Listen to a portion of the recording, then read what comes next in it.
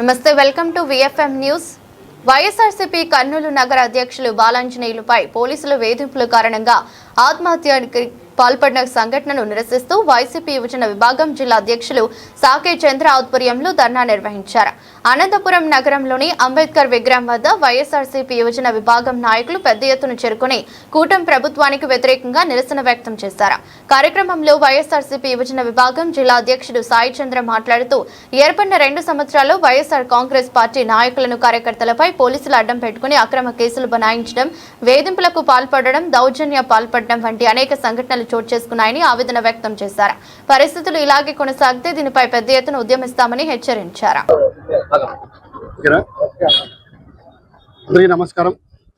ఈ కూటమి ప్రభుత్వం ఏర్పడినప్పటి నుంచి కూడా పెద్ద ఎత్తున దాడులు, అదేవిధంగా బెదిరింపులు కూడా జరుగుతూ ఉన్నాయి. ఇచ్చినటువంటి హామీలు నెరవేర్చండి అని అడిగితే అక్రమ దాడులు, అక్రమ అరెస్టులు. ఏవైతే హామీలు ఇచ్చారో యూత్కి సంబంధించి ప్రతి ఏటా జాబ్ క్యాలెండర్ అని చెప్పన్నారు. ఇంతవరకు జాబ్ క్యాలెండర్ పెట్టించిన పాపన పోలే. అంతేకాదు, ఉద్యోగం ఇవ్వలేకపోతే ప్రతి నిరుద్యోగికి కూడా 3,000 రూపాయలు నిరుద్యోగ వృత్తి ఇస్తామని చెప్పారు. అడిగితే అక్రమ కేసులు, అక్రమ అరెస్టులు. ఇంకా ఏమైనా కూడా పార్టీకి యాక్టివిటీగా వైఎస్ఆర్ కాంగ్రెస్ పార్టీ యాక్టివ్గా ఉంటే ఎవరైతే యాక్టివ్ ఉన్నారో వాళ్ళందరిపైన కూడా అక్రమ అరెస్టులు లేదంటే బెదిరింపులు చేస్తూ ఉన్నారు. మనం చూసాం నిన్న రోజున బాలాంజనేయులు అని చెప్పనేసి కర్నూలు సంబంధించిన యువజన విభాగం టౌన్ ప్రెసిడెంట్గా ఉన్నాడు. ఈ ప్రభుత్వం ఏర్పడినప్పటి నుంచి కూడా, ఈ ప్రభుత్వం ఏర్పడి 2 ఏళ్ళు కావస్తుంటే ఆ ప్రభుత్వం ఎప్పుడైతే ఏర్పడినప్పటి నుంచి కూడా అతని పైన సుమారుగా ఒక 15-20 కేసులు పెట్టడం జరిగింది.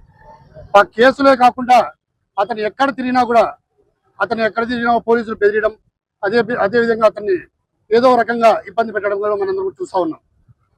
నిన్నటి రోజున ఎవరైతే బాలాంజనేయులు ఉన్నాడో ఆయన ఒక ఫిజియోథెరపిస్ట్. ఎవరైతే బాలాంజనేయులు ఉన్నాడో వారి ఇంటికి పోలీసు వారు పోయి అతన్ని బెదిరిస్తుంటే, అతన్ని ఇబ్బంది పెడతా ఉంటే ఆ ఇబ్బందులు తట్టుకోలేక ఆయన ఆత్మహత్యకు పాల్పడడం నేనందరూ కూడా చూసాం, పేపర్లో కూడా చూసాం, అదేవిధంగా మీడియాలో కూడా చూసాం. ఈరోజు ఎవరైతే పోలీసులు ఉన్నారో వారి ఉద్యోగం వాళ్ళు చేయడం లే. మనం చూస్తూ ఉన్నాం. ఈ ప్రభుత్వం ఏర్పడినప్పటి నుంచి రాజకీయ నాయకులు ఒత్తాస పలుకుతున్నారు తప్పించి ఎక్కడైతే ఒరిజినల్గా గంజాయి కాస్తున్నారో లేదంటే గంజాయి విక్రమిస్తున్నారో వాళ్ళందరిపైన కూడా చర్య తీసుకోకుండా ఎవరైతే రాజకీయ నాయకులు ఒత్తాస పలుకుతూ వైఎస్ఆర్ కాంగ్రెస్ పార్టీ యాక్టివ్ ఉన్నారో ఆ కేసులు అక్రమంగా వారిపైన బరాయిస్తున్నారో తప్పించి పోలీసు వారు నిజంగా ఎవరైతే విక్రమిస్తున్నారో వాళ్ళని పట్టుకునే పరిస్థితి కూడా కనపడటం లేదు. మేము ఒకటే చెప్తున్నాం పోలీసు వారికి, మీ డ్యూటీ మీరు సక్రమంగా చేయండి. రాజకీయ నాయకులు ఒత్తాస పలుకుతూ మీరు డ్యూటీ చేస్తే ఏమన్నా తాత్కాలికంగా మేము ఇబ్బంది పడచ్చేమో, కానీ వైఎస్ఆర్ కాంగ్రెస్ పార్టీ యువజన విభాగం పెద్ద ఎత్తున ఇవన్నీ కూడా ఎదుర్కొంటుంది. మాకు కూడా తెలుసు, మేము కూడా చదువుకున్నాం, మేము కూడా లీగల్గా ఎలా పోవాలో కూడా మా అందరికీ కూడా తెలుసు.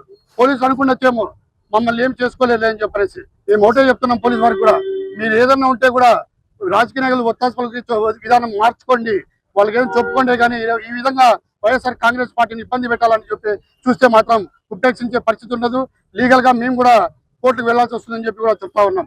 అంతేకాకుండా ఒకటే మనం గమనించాలి, అతను ఒక ఫిజియోథెరపిస్ట్. అతని పైన రీసెంట్గా సారాయి అమ్ముతున్నాడు అని చెప్పనేసి అతను సారాయి తీసుకొచ్చి అతని వెహికల్లో పెట్టి సారాయి కేసు పెట్టారు. ఓ ఫిజియోథెరపిస్ట్ సారాయి అమ్మగల మనందరం కూడా ఒకసారి ప్రజలందరూ కూడా గమనించాలి. అంతేకాకుండా అతని పైన అక్రమ SC/ST కేసులు కూడా భావించడం చూస్తూ ఉన్నాం.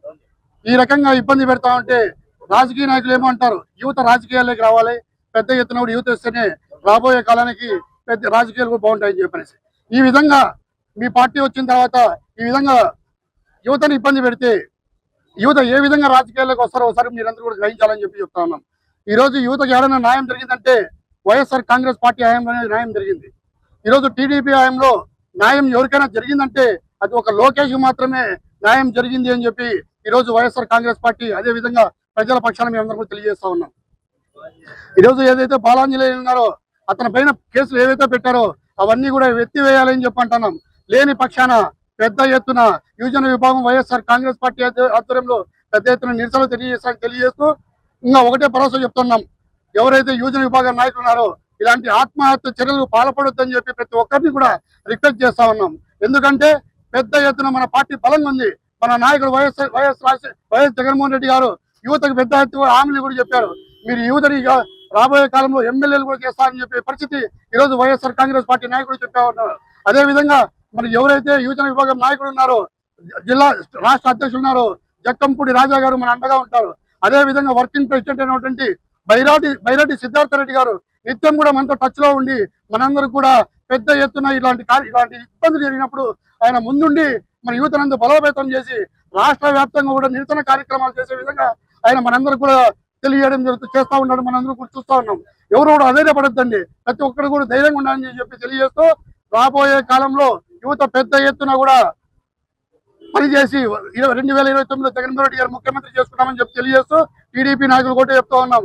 మీరు సుఖానందం పొందొచ్చు, కానీ రాబోయే కాలంలో తిరిగి 1-2 మీకు కూడా ఉంటాయని చెప్పి తెలియజేస్తా ఉన్నా. అందరికీ నమస్కారం.